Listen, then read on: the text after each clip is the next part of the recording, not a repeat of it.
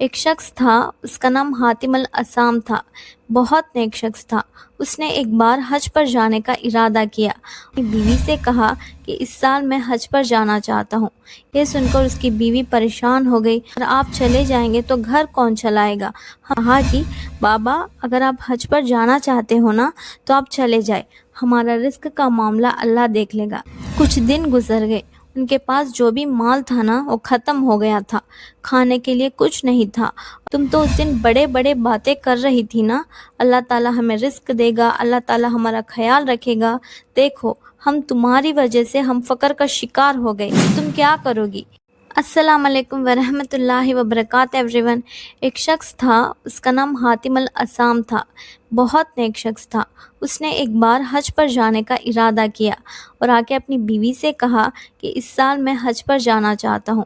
یہ سن کر اس کی بیوی پریشان ہو گئی اور کہا کہ اگر آپ چلے جائیں گے تو گھر کون چلائے گا؟ ہم کیا کھائیں گے؟ ہمارے پاس اتنے ریسورسز تو ہے ہی نہیں کہ جس سے ہم اپنا گزارا کر سکیں۔ پرانے زمانے میں نا حج پر جانے کے لیے لمبا سفر کرنا پڑتا تھا، مہینے لگتے تھے۔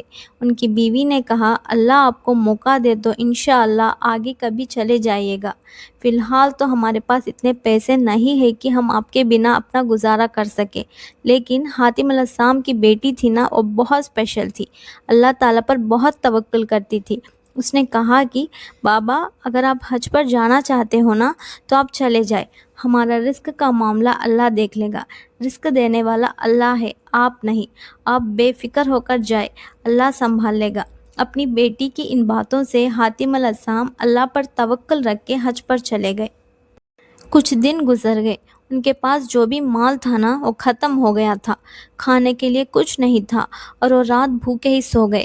اور اگلے دن حاتم الاسام کی بیوی نے اس کی بیٹی سے کہا تم تو اس دن بڑے بڑے باتیں کر رہی تھی نا، اللہ تعالیٰ ہمیں رزق دے گا، اللہ تعالیٰ ہمارا خیال رکھے گا، دیکھو ہم تمہاری وجہ سے ہم فقر کا شکار ہو گئے، بھوک سے تڑپ رہے ہیں، اب تم کیا کرو گی؟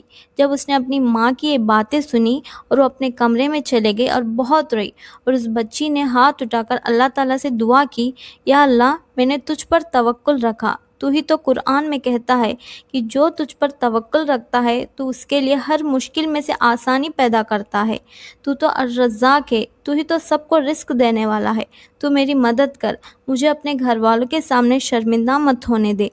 ابھی اس بچی کے ہاتھ آسمان ہی کی طرف اٹھے تھے، کسی نے دروازہ کھٹکھٹایا۔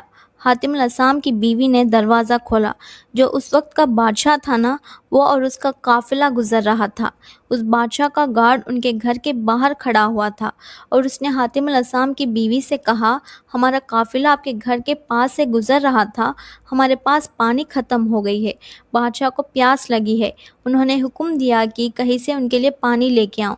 تو اس کی بیوی نے ایک جگ کو سجا کر اس میں ٹھنڈا پانی ڈال کر اس گارڈ کو دے دیا، اور اس گارڈ نے پانی بادشاہ کو پیش کیا، اور جب بادشاہ نے وہ پانی پیا تو اللہ تعالیٰ نے وہ پانی کے اندر ایسی سویٹنس ڈالی ہے، ایسی ریفریشمنٹ ڈالی ہے کہ بادشاہ کو بہت اچھا لگا۔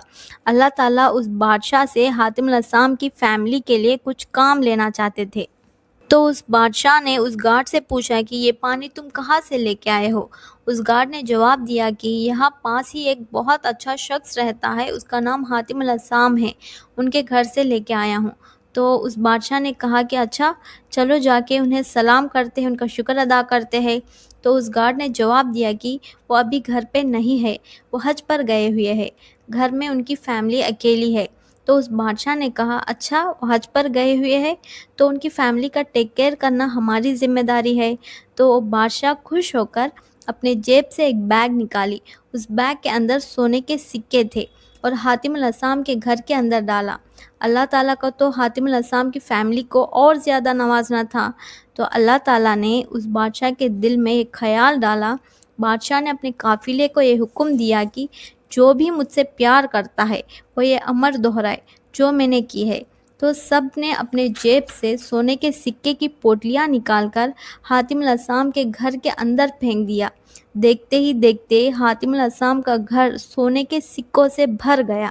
یہ پورا منظر دیکھ کر حاتم الاسام کی بیٹی رو رہی تھی تو اس کی ماں نے کہا کہ جب ہم بھوک پیاس سے تڑپ رہے تھے تب تو تم بہت خوش تھی، اب ہمارے پاس اتنا سارا مال آ گیا ہے، اتنے سونے کے سکے ہمارے پاس ہے، ہم ہمارے حالات کو اچھے کر سکتے ہیں، اب تم رو رہی ہو؟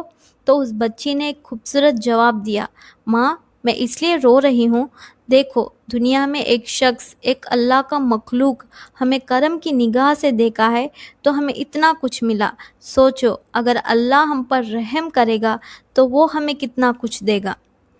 یہ بات ہمیشہ یاد رکھے، اللہ تعالیٰ کے لیے کچھ بھی مشکل نہیں ہے، اللہ تعالیٰ کے لیے ہر چیز آسان ہے، وہ ہر چیز پر قادر ہے، اللہ تعالیٰ کی رحمت بہت بڑی ہے۔ قرآن میں اللہ تعالیٰ فرماتے ہیں جو اللہ تعالیٰ سے ڈرتا ہے اللہ اس کے لیے ہر مشکل سے نکلنے کا راستہ بنا دیتے ہیں اور اسے وہاں سے رزق عطا کرتے ہیں جہاں سے اس نے گمان بھی نہیں کیا ہوگا، اور جو اللہ پر بھروسہ کرتا ہے تو اللہ اس کے لیے کافی ہو جاتا ہے۔ بس آپ اللہ والے بن جائے۔ آج کے لیے بس اتنا ہی، ملتے ہیں نیکسٹ ویڈیو میں۔ السلام علیکم ورحمۃ اللہ وبرکاتہ۔